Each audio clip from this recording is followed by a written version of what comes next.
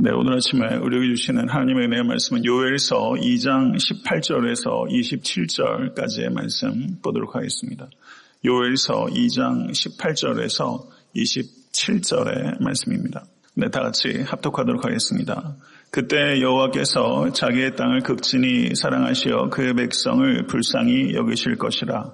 여호와께서 그들에게 응답하여 이르시기를 내가 너희에게 곡식과 새 포도주와 기름을 주리니 너희가 이로 말미암아 흡족하리라. 내가 다시는 너희가 나라들 가운데에서 욕을 당하지 않게 할 것이며 내가 북쪽 군대를 너희에게서 멀리 떠나게 하여 메마르고 적막한 땅으로 쫓아내리니 그 앞에 부대는 동해로 그 뒤에 부대는 서해로 들어갈 것이라. 상한 냄새가 일어나고 악취가 오르니 이는 큰 일을 행하였음이니라 하시니라. 땅이여 두려워하지 말고 기뻐하며 즐거워할지어다. 여호와께서 큰 일을 행하셨음이로다.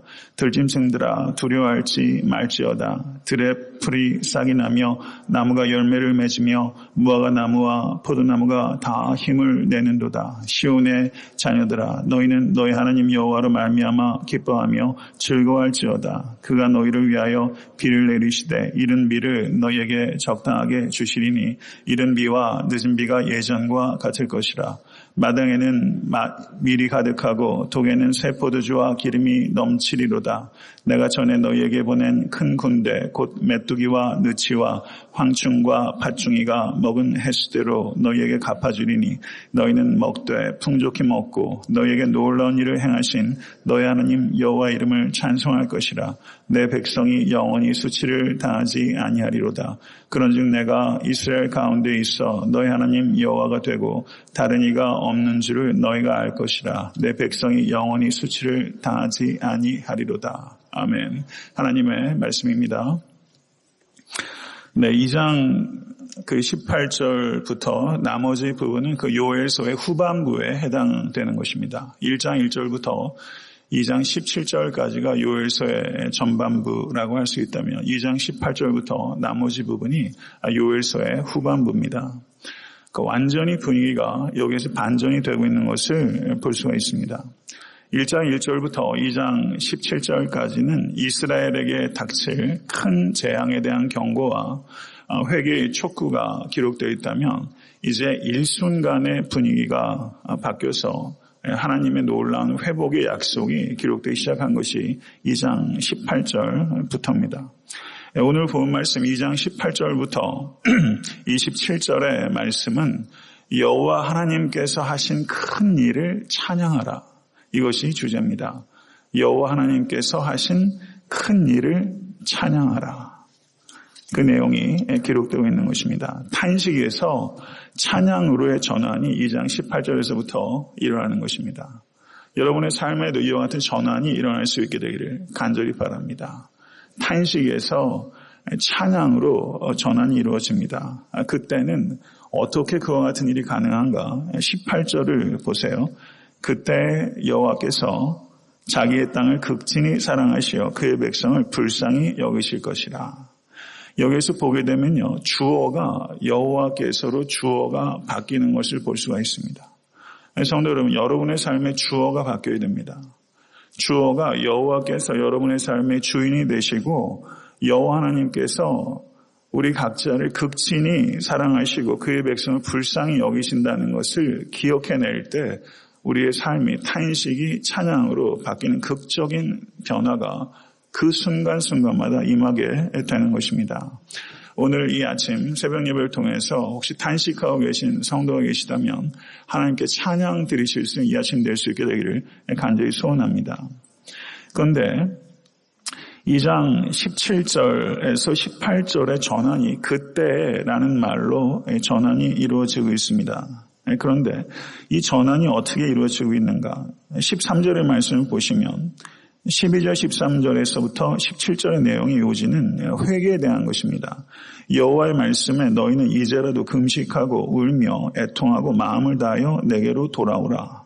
너희는 옷을 찢지 말고 마음을 찢고 너희 하나님 여호와께로 돌아올지어다. 그리고 17절의 말씀을 보셔도 울며 이르기를 여호와여 주의 백성을 불쌍히 여기소서 이렇게 회개를 촉구하고 있습니다. 그렇죠? 그런데 18절을 보시게 되면 하나님의 회복이 기록되고 있습니다. 그러니까 회개의 촉구와 회복 사이에 실제 이스라엘 백성들이 회개를 했다는 이야기가 있습니까? 없습니까? 거기에 그 내용이 없어요. 회개의 촉구와 회복의 약속이 있어요. 그리고 실제 이스라엘 백성이 회개했다는 내용은 여기 없어요. 이것을 우리가 어떻게 이해해야 되는가? 이것을 좀 생각해 볼 필요가 있다는 것입니다. 여기에 이스라엘 백성들이 회개했다는 내용은 기록되어 있지 않지만 이스라엘 백성들이 회개가 전제가 되어 있다. 이렇게 이해할 수 있죠.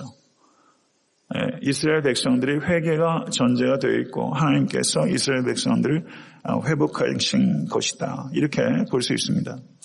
그런데 여하튼 여기에서 생각할 수 있는 것은 여호와 하나님께서 얼마나 이스라엘 백성들을 사랑하시고 불쌍히 여기시고 하나님께서 이스라엘 백성들의 회개를 기다리시고 이스라엘 백성들을 회복하기 원하시는지 하나님의 마음을 우리가 여기서 느낄 수 있습니다. 하나님의 진노는 상대적으로 느리고 하나님의 회복은 참 빠릅니다. 이것을 저는 이 문맥 속에서 보게 되는 것입니다. 또 하나 생각할 수 있는 것은 하나님께서 이스라엘 백성들을 회복하신 것이 이스라엘 백성들의 회개에 근거하지 않는 것이다. 이것을 볼 수 있습니다. 조금 의아하게 생각하실 수 있습니다. 무슨 얘기인가 하니 이스라엘 백성들이 회개했기 때문에 하나님께서 이스라엘 백성들을 회복시킨 것이 아니라 하나님께서 이스라엘 백성들을 지극히 사랑하시기 때문에 회복시킨 것이다. 하나님의 성품에 근거해서 이스라엘 백성들을 회복시킨 것이지 이스라엘 백성들이 회개했기 때문에 회복시킨 것이 아니다. 그러면 회개는 무엇인가? 우리가 회개를 하면 곧바로 삶의 여러 가지 어려움들이 기계적으로 회개했기 때문에 회복된다라고 생각하게 되면 신앙이 비인격적으로 될 수 있습니다. 삶의 문제를 해결하기 위해서 회개를 기계적으로 비인격적으로 이용할 수 있는 문제가 발생하게 되는 것입니다. 회개의 근거에서 회복이 일어난다기보다는 하나님의 지극히 사랑하시는 성품의 근거에서 이스라엘 백성들을 회복하시고 우리들도 회복시키는 것입니다. 성도 여러분, 여기 보시면 그러면 회개를 통해서 하나님께서 우리가 회개하기를 원하십니다. 이 아침에도 우리가 회개하기를 원하십니다. 지난 한 주간도 우리가 성령 안에서 살아가기를 몸부림치지만 제게도 회개할 것이 많고 여러분에게도 회개할 것이 있다고 믿습니다. 오늘 이 아침에 우리가 혹시 알지 못하고 짓는 죄가 있다면 하나님께서 그것을 깨닫게 하는 은혜가 여러분과 저에게 있을 수 있게 되길 간절히 바랍니다. 회개를 통해서 우리가 하나님과 가까워집니다. 회개를 통해서 하나님 앞에 설 수 있게 되는 것입니다. 그것이 축복입니다. 회개의 축복은 내 문제를 해결하는 데 있는 것이 아니라 하나님과 가까워지는 데 있는 것입니다. 믿으십니까? 그것이 축복입니다. 하나님과 가까워지는 것입니다. 회개를 통해서 내 문제가 해결되는 것은 부차적인 문제입니다. 하나님과 가까워지고 하나님 앞에 서게 되는 것, 그것이 축복입니다. 믿으십니까? 이것을 진심으로 믿으실 수 있게 간절히 바랍니다. 하나님께서 땅을 극진히 사랑하셨다라고 표현하고 있습니다. 극진히 사랑하셨다. 여기에서 이 단어가 딴 데에서는 어떻게 번역되고 있냐면 질투하다. 하나님의 이름을 질투라고 본인이 하나님께서 말씀하셨어요. 그렇죠? 그런데 질투하다는 단어와 지극히 사랑하다는 단어가 똑같은 히브리어가 사용되고 있어요. 하나님께서는 지극히 사랑하세요. 얼마만큼? 질투하실 만큼. 질투하실 만큼 우리 각자를 사랑하고 계세요. 출애굽기 34장 14절을 보시면 거기에서 하나님께서 자신의 이름을 질투라고 이야기하셨고 10계명의 두 번째 계명을 보셔도 너를 위하여 새긴 우상을 만들지 말라. 그리고 뭐라고 말씀하시냐면 나는 질투하는 하나님이기 때문이다. 이렇게 말씀하셨어요. 그러나 성도 여러분, 인간의 질투는 내가 독점하려고 하는 악한 죄된 본성입니다. 그러나 하나님께서 우리를 향해서 가지고 계신 질투는 거룩하신 하나님의 본성입니다. 하나님께서 우상 숭배, 을 금하신 것은 우상으로 말미암아 헛된 것을 쫓는 것에 대해서 하나님께서 안타깝게 여기기 때문입니다. 하나님의 질투, 하나님께서 우리 각자를 지극히 사랑하신다는 것을 알 때 우리는 하나님을 위한 질투를 갖게 됩니다. 하나님의 지극한 사랑을 알 때 하나님을 위한 질투를 갖게 돼요. 성경에서 이 하나님의 질투를 가졌던 사람들이 누가 있냐면요. 민수기 25장 10절 이하를 보시게 되면 거기에 이런 내용이 있습니다. 여호와께서 모세에게 말씀하여 이르시되 제사장 아론의 손자 엘르아살의 아들 비느하스가 내 질투심으로 질투하여 이스라엘 자손 중에서 내 노를 돌이켜서 내 질투심으로 그들을 소멸하지 않게 하였도다. 그러니까 비느하스가 여호와 하나님의 질투로 질투한 것에 대해서 하나님께서 기뻐하셨어요. 열왕기상 19장 10절을 보시게 되면 엘리야가 하나님께 하는 말이 기록되어 있습니다. 내가 만군의 하나님 여호와께서 열심히 유별하오니 이는 이스라엘 자손이 주의 언약을 버리고 주의 제단을 헐며 칼로 주의 선지자들을 죽였음이오며 오직 나만 남았거늘 그들이 내 생명을 찾아 빼앗으려 하나이다. 여기서 보게 되면 이 엘리야가 만군의 여호와 하나님을 향해서 자기가 열심히 썼다라고 말할 때 그 열심이 이 질투와 동일한 단어가 사용되어 있는 것입니다. 비느하스가 가졌던 질투가 여호와 하나님의 질투고 그리고 엘리야가 가졌던 그 열심이 여호와 하나님을 위한 질투입니다. 성도 여러분, 여러분과 저에게 회복되어야 되는 것은 여호와 하나님을 위한 질투가 우리에게 회복되어야 되는 것입니다. 비느하스가 가졌던 그 질투, 엘리야가 가졌던 여호와 하나님을 위한 그 질투를 가지실 수 있게 간절히 바랍니다. 이 질투는 성도 여러분, 예수 그리스도께서도 여호와 하나님을 위한 질투를 가지셨습니다. 그래서 성전을 청결케 하셨고 예수께서 공생의 기간 동안에 지극히 긍휼을 나타내셨지만 더러 예수님께서 분노를 나타내신 것은 여호와 하나님을 위한 질투가 그 마음에 있었기 때문입니다. 성도 여러분, 성경에서 분노를 억제하라고 말을 합니다. 그러나 모든 분노가 죄라고 이야기하는 것은 아닙니다. 우리가 버려야 되는 것은 죄된 분노입니다. 그러나 거룩한 분노를 갖지 않는 것은 죄입니다. 현대 기독교의 문제 가운데 하나는 거룩한 분노를 갖지 않는 데 있습니다. 우리가 죄된 분노는 버리지 못하고 거룩한 분노는 갖지 못합니다. 우리가 하나님과 얼마나 친밀한가 하는 것을 어떻게 측정할 수 있습니까? 그것은 하나님의 마음을 갖는 것이 하나님과의 친밀도를 나타내는 것입니다. 하나님의 마음은 무엇입니까? 죄에 대한 분노입니다. 그리고 죄인에 대한 사랑입니다. 죄에 대해서 우리가 어떻게 생각하고 죄에 대한 인식과 그리고 죄에 대한 우리의 반응 양식, 그것을 통해서 우리 각자가 얼마나 하나님과 친밀한가를 나타낼 수 있습니다. 애타한테 섬기는 교회가 죄에 대해서 혐오할 수 있어야 됩니다. 죄된 악한 구조에 대해서 우리는 분노할 줄 알아야 됩니다.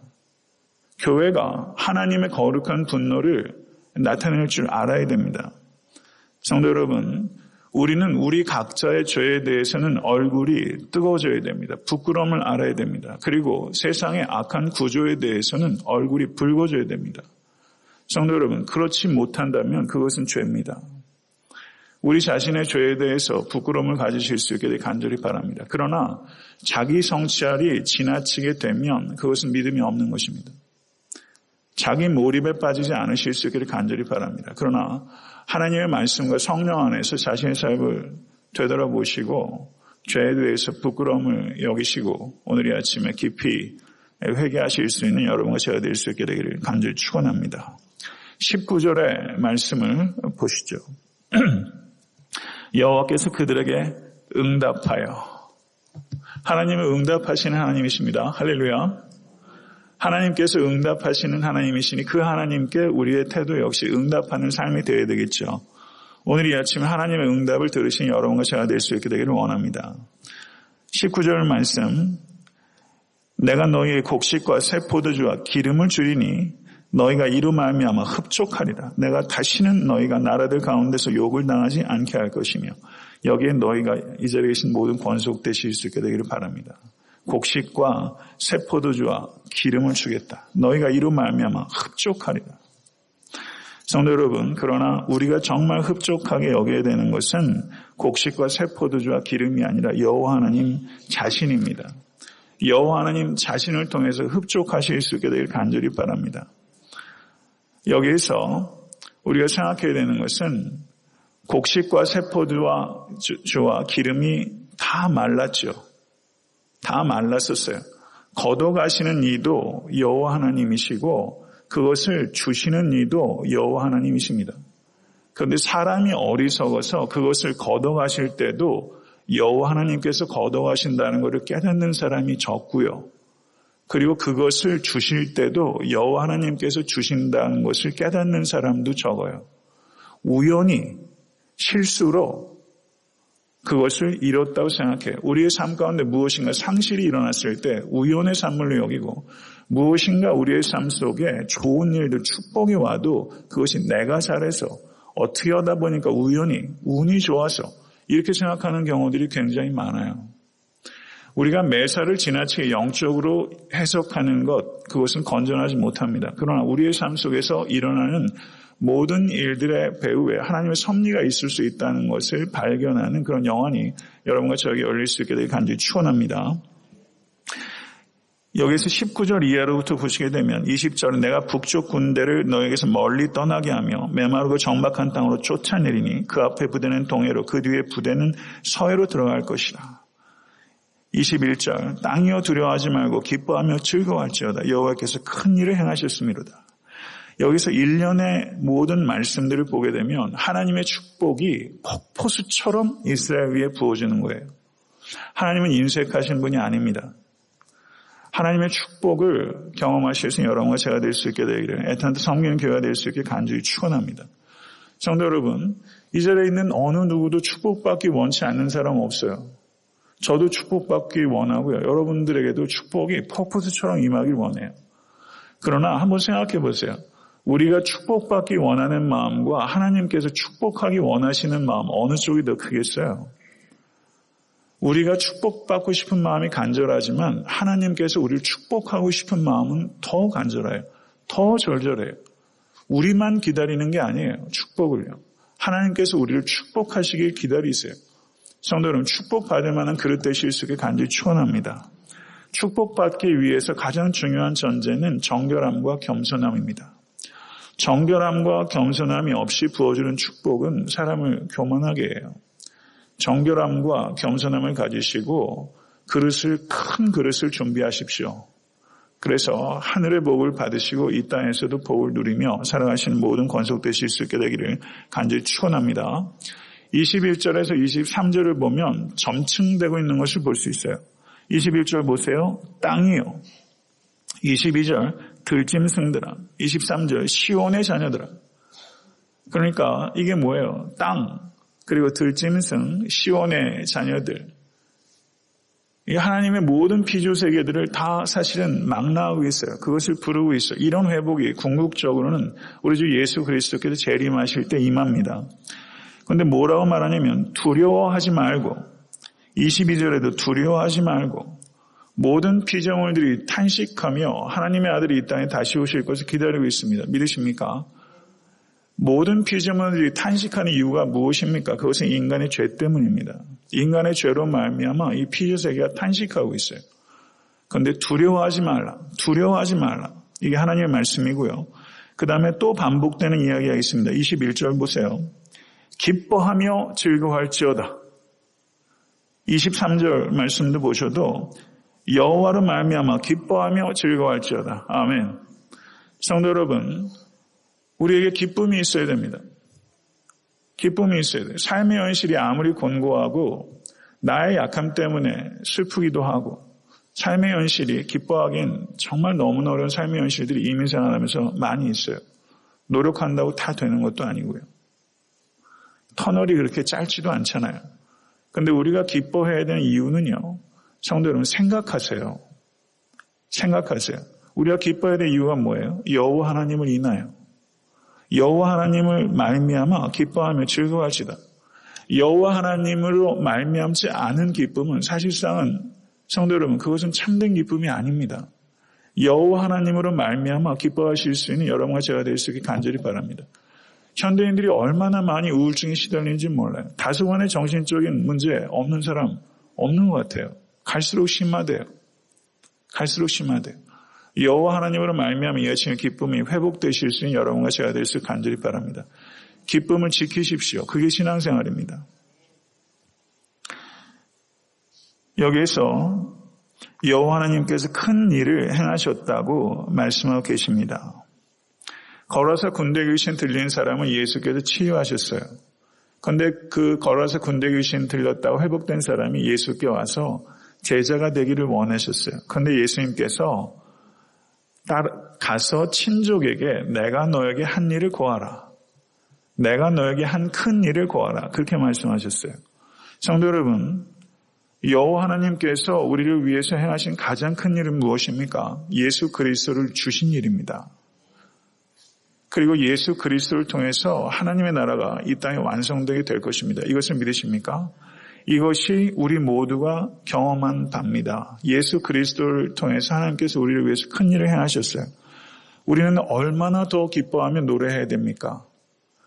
이것을 기억하실 수 있게 될 간절히 바랍니다. 다른 사람들이 나에게 무슨 일을 하고 나 자신도 나에게 악한 일을 해요. 그렇죠. 자기가 자기를 해쳐요. 이런 일이 있잖아요. 다른 사람들만 나를 해친 것이 아니라 내가 나를 해쳐요.